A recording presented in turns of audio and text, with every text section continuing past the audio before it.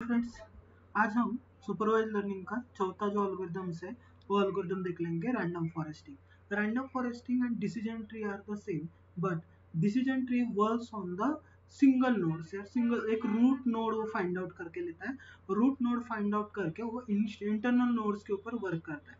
लेकिन random foresting जो है वो डेटा सेट के ऊपर अलग अलग डेटा ट्रीज या फिर ट्रीज को फाइंड आउट करके लेके उसके ऊपर क्या करता है, वर्क करना स्टार्ट करता है। उसे बोला जाता है रैंडम फॉरेस्टिंग। अभी वर्क कैसे करता है या फिर यूज कैसे होता है वो हम देख लेंगे।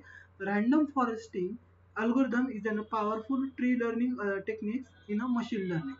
आपके मशीन लर्निंग की ट्री लर्निंग जो टेक्निक है उस टेक्निक को हम रैंडम फॉरेस्टिंग बोलते हैं। It's work by the creating a number of decision trees.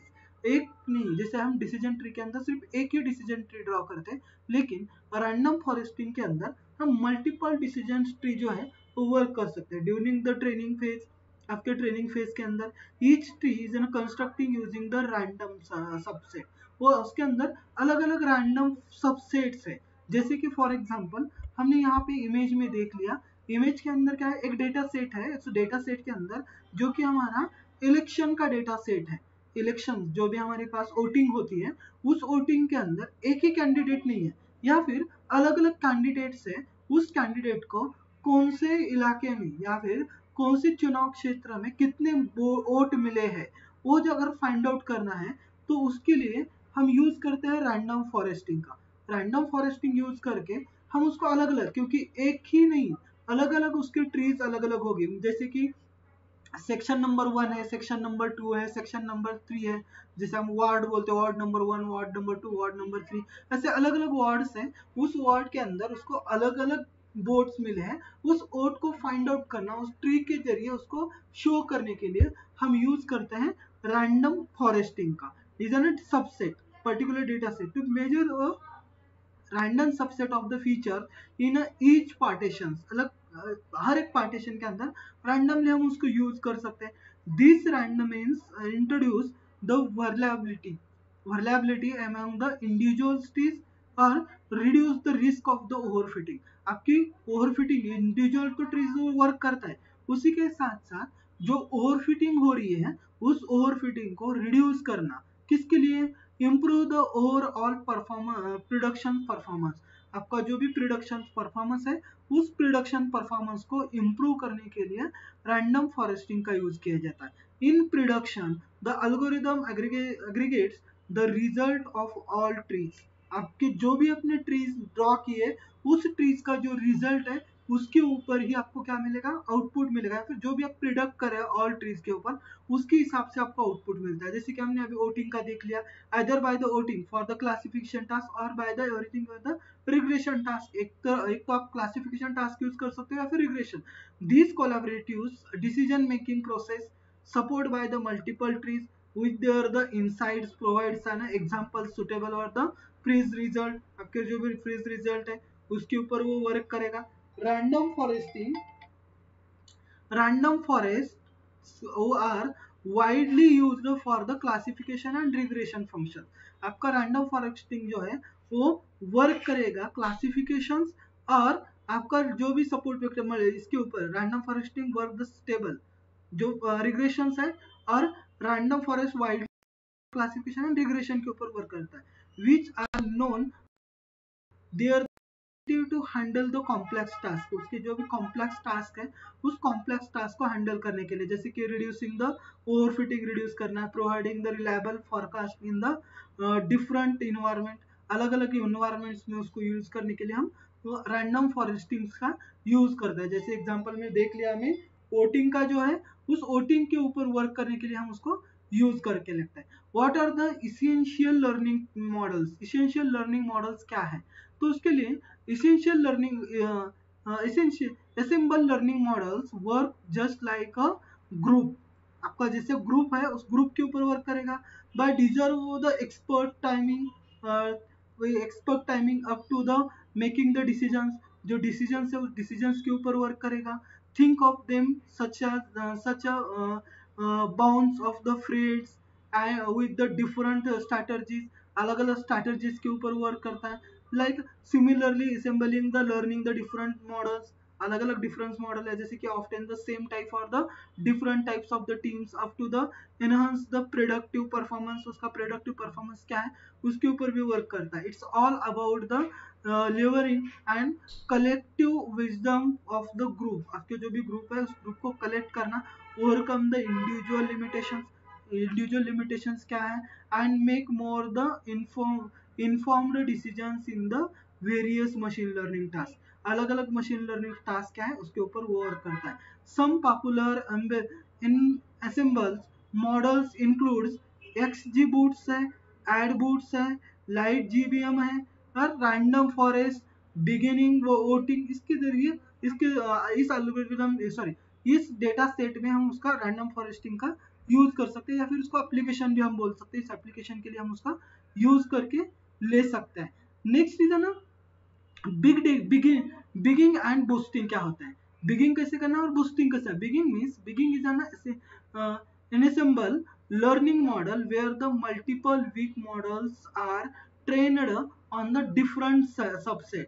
अलग अलग मॉडल्स है जो कि हम सबसे डिफरेंट अलग अलग सबसेट के ऊपर वर्क करें, different subset of the training data के ऊपर। Each subset is sampled with the replacement and production. आप हर एक डेटा आपका रिप्लेसमेंट और प्रोडक्शन के ऊपर वर्क करेगा।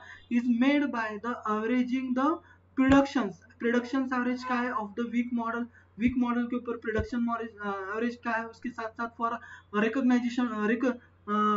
रिग्रेशन प्रॉब्लम्स क्या है उसके ऊपर वो वर्क करता है। इसको बूस्टिंग बिगिनिंग। बूस्टिंग क्या करता है, boosting training multiple based model sequential. In this model each model tires or correct the errors made। errors क्या वर्क करे by the previous model work क्या होता, previous मॉडल ने क्या किया, इस मॉडल में हमें errors क्या थे उसको अकड़ करके improve कर देना। each model is trained on the modified version। हर एक वर्जन जो रहेगा वो मॉडिफाइड रहेगा। मीन्स पिछले वर्जन में जो मुझे डाउट थे या फिर जो मेरे पास एरर्स डिस्कवर हुए थे उस एरर को मुझे क्या करना है, रिमूव करना है। तो रिमूव करके अपग्रेड करना है। इसी तरह each version is an upgraded version of the previous version का ये अपग्रेडेड वर्जन होगा, इसको बोला जाता है बूस्टिंग। मींस ट्रेनिंग टाइम में हमें उसे क्या करना है, बूस्ट कर देना है। नेक्स्ट आता है आपका algorithm for the random forest work. Algorithm किस तरीके से वर्क करेगा, तो फर्स्ट है सेलेक्ट द रैंडम के डेटा पॉइंट एक सेलेक्ट करना है आपको, कोई भी एक डेटा पॉइंट होगा उसको सेलेक्ट करना है फ्रॉम द ट्रेनिंग सेट बोल के। सेकंड स्टेप पे आ जाएगा बिल्ड द डिसीजन ट्री। आपकी डिसीजन ट्री बिल्ड करना है associated with the selected data point. जो अपने डेटा पॉइंट सेलेक्ट किए उस डेटा पॉइंट के हिसाब से आपको एक डिसीजन ट्री बिल्ड करनी है। Third choice the number means n number from the decisions tree that one you want to build. n number of values है, चॉइस करना है, सिलेक्शन करना है, किस तरीके से आपको चाहिए उसके अंदर सेलेक्ट करना है। रिपीटेड स्टेप 1 एंड 2 जो फर्स्ट एंड सेकंड फेज थी। फर्स्ट स्टेज में क्या देखा, सेलेक्ट द रैंडम के वेरिएबल, एक के डेटा पॉइंट सेलेक्ट करना है। सेकंड स्टेज में देखा build the decision tree build करना है, उसको रिपीटेड करते जाना है। फोर्थ स्टेप इज ना रिपीटेड करना है।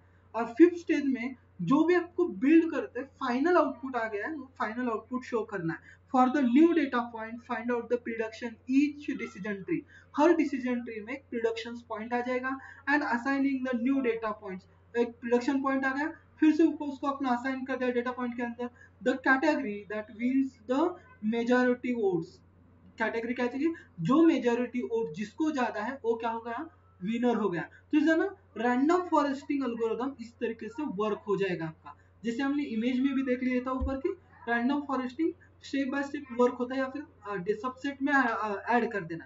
तो इसको वर्किंग किस तरीके से करना है, डेटा पॉइंट्स ऐड करते जाओगे, न्यू ट्री ऐड हो जाएगी, फिर से कि एक डेटा पॉइंट फिर से सेलेक्ट करना है, फिर से उसके ऊपर बिल्ड कर देना है, ट्री ड्रॉ करते देना है। आखिरी में जो ट्री आ जाएगी वो आपका आउटपुट हो जाएगा। मींस मेजॉरिटी ऑफ वोट किसको है वो विनर हो जाएगा। उसी तरीके से वर्क कैसे करता है, इज ना assembling the decision tree. Assemble the decision tree को आपको असेंबल करना है। Random forest leverage the power of the assembling the learning by the considering as an army of the decision tree. आपकी decision tree क्या है, this tree are like the individual experts क्या है, each specialisation in the particular aspects क्या है of the data importantly data जो है उसको बिल्ड कर देना है. They operate the independently maximum the risk of the model, उसके रिस्क मॉडल्स क्या है उसके साथ. नेक्स्ट आना रैंडम फीचर सिलेक्शन. आपको रैंडमली कोई भी फीचर सेलेक्ट करना है, जैसे कि हमने स्टेप में देखा था फर्स्ट स्टेप में कि फर्स्ट स्टेप क्या थी एल्गोरिथम की, सेलेक्ट द के data point.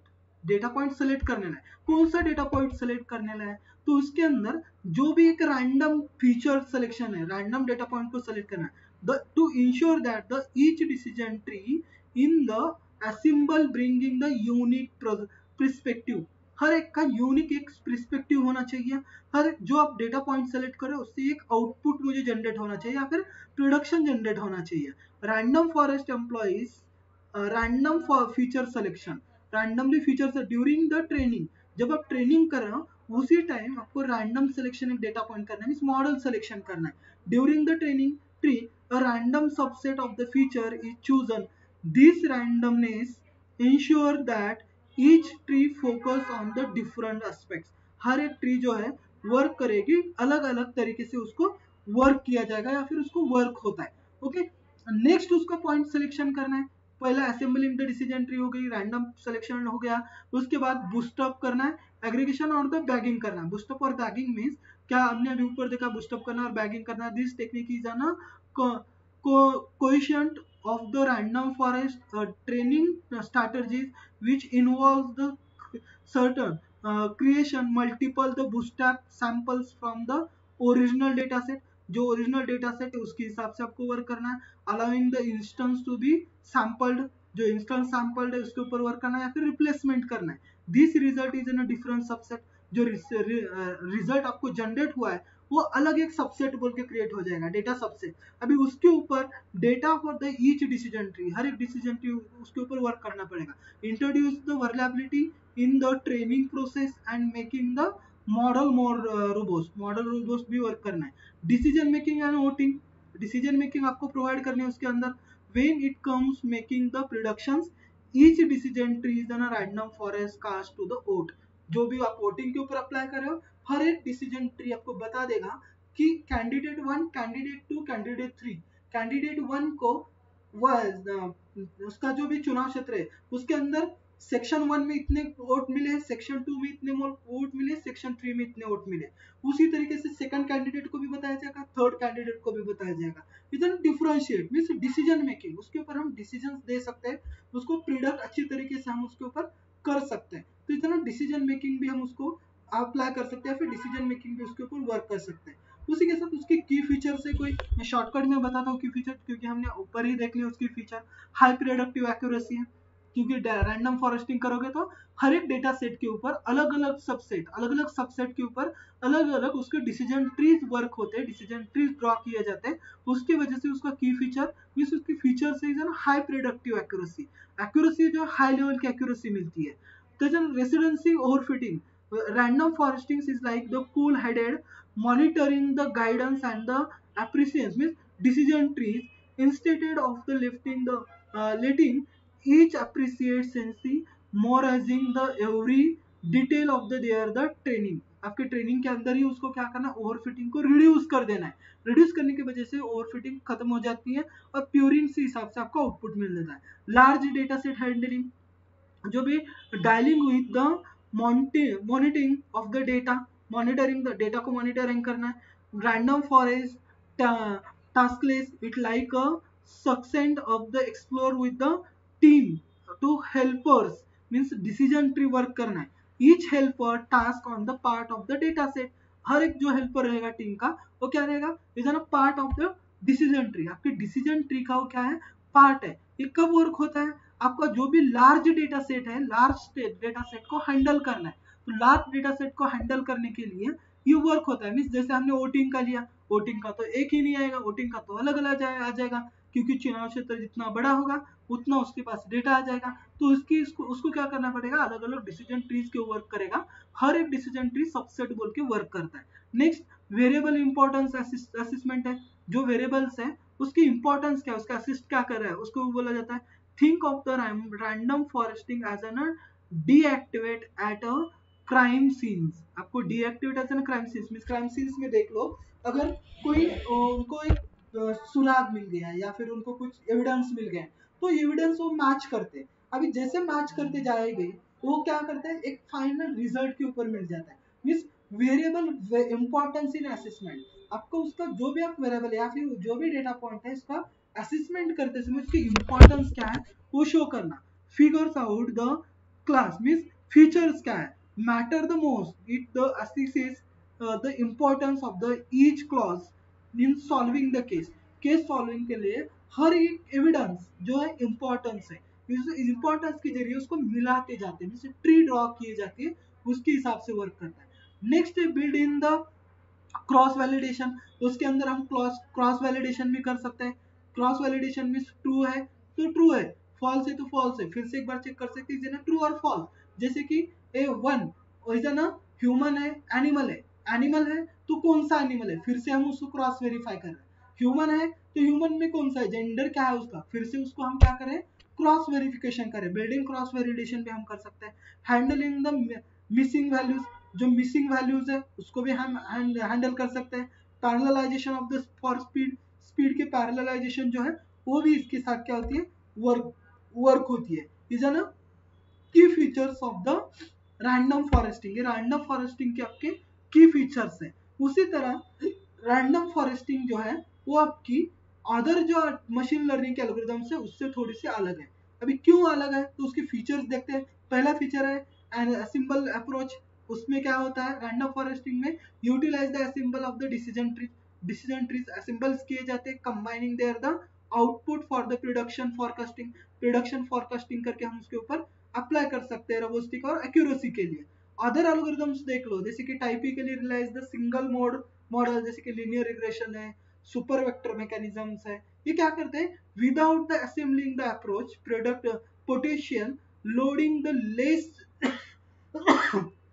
Realising against the noise, जो लोड करके असेंबल उसको अप्रोच नहीं किया जाता है, असेंबल बिना करके पोटेंशियल जितना है उसके हिसाब से उसको लोड किया जाता है। ओवरफिटिंग रेसिडेंसी अदर एल्गोरिथम्स में होती है, resistance to overfitting due to the aggregations of the decision tree, discover the decision number of decisions की हम उसके अंदर ड्रॉ करते हैं, उसकी वजह से ओवरफिटिंग ड्रॉ होती है। लेकिन other algorithm में some algorithms may have the points to overfitting the especially when the dealing with the complex data set। अगर complex data set है तो complex data set के अंदर आपका उसका overfitting होता ही है, लेकिन random foresting उसको reduce करती है। बाद में हमें जैसे ऊपर देख लिया handling the missing data, हम missing data handle कर सकते हैं। other algorithms may have the require the importance or elimination of the missing data, वो क्या करता है उसकी इंपॉर्टेंस क्या है वो देखता है या फिर उसको इलिमिनेट किया जाता है, मीन्स रिड्यूस किया जाता है उसको।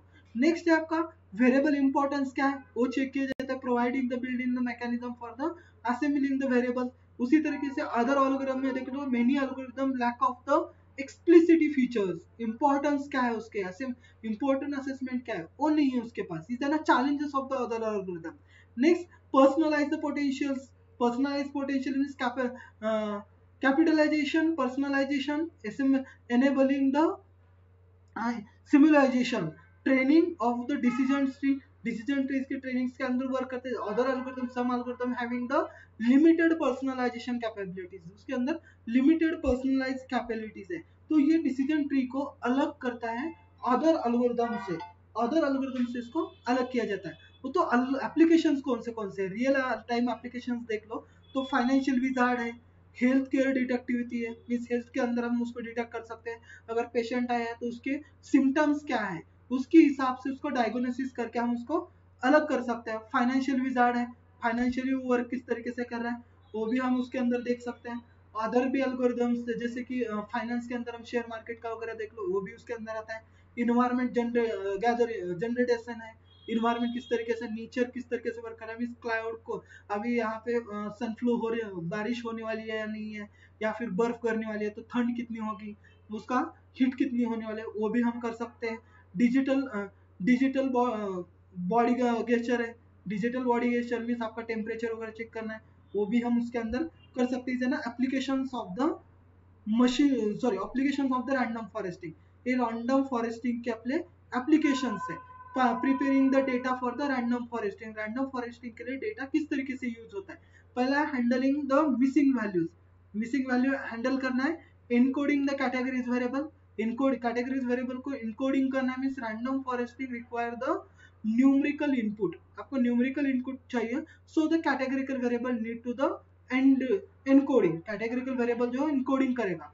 Techniques like one head hot encoding और द लेबल इनकोडिंग, इसकी तरह उसके हिसाब से वो वर्क करता है। Scaling and normalisation, scaling and normalisation में क्या होता है? while the random forest is not sensitive to the feature scaling, random forest is not sensitive for the feature scaling के लिए तो scaling नहीं है, पर normalizing the numerical features can still contribute on the more effective वो work हो जाता है, उसके हिसाब से वर्क करता है। बाद में फीचर सिलेक्शन से जो आपको की फीचर चाहिए डेटा पॉइंट का उसको सेलेक्ट करना है, या फिर addressing the imbalanced data set, आपको इम्बैलेंस डेटा सेट है उसको एड्रेस करना है। तो is the features of the random foresting, means preparing the data of the for the random foresting के लिए डेटा इस तरीके से प्रिपेयर किया जाता है। अब इसको हम देख लेंगे ये वर्क कैसे करता है विद द कोडिंग, कोडिंग के साथ इसका क्लासिफिकेशन किस तरीके से होता है वो देख लेंगे, और इसको हम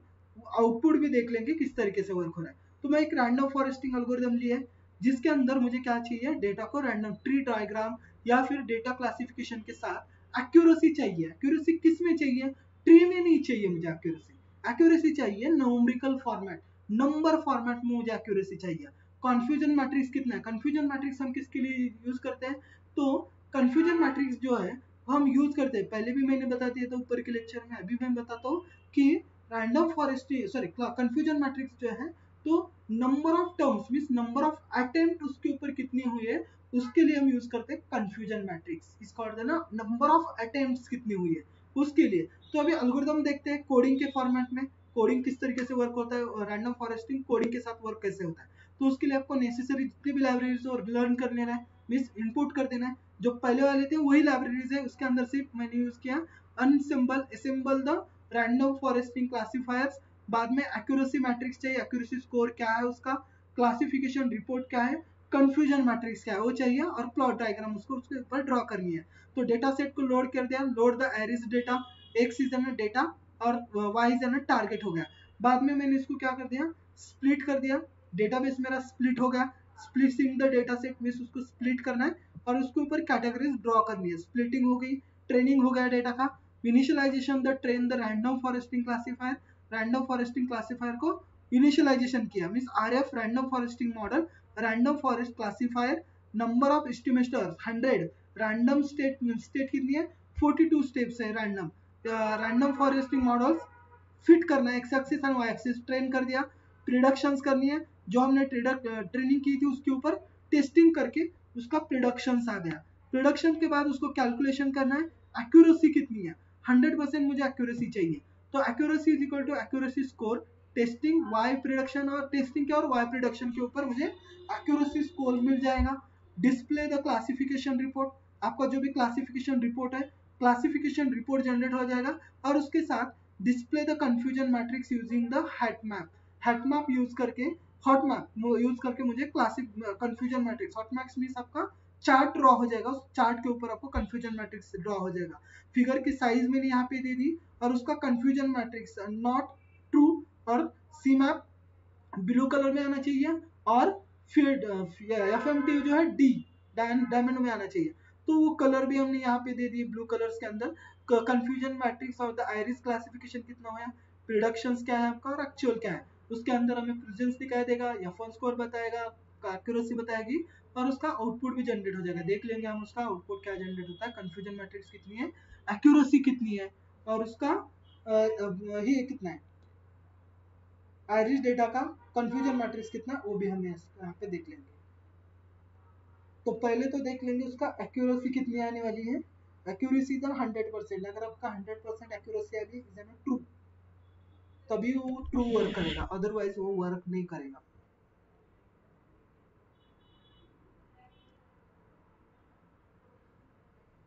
ओके यहाँ पे आ गया मेरा एक्यूरेसी कितनी आ गई, पहले तो ये चेक कर लेते हैं।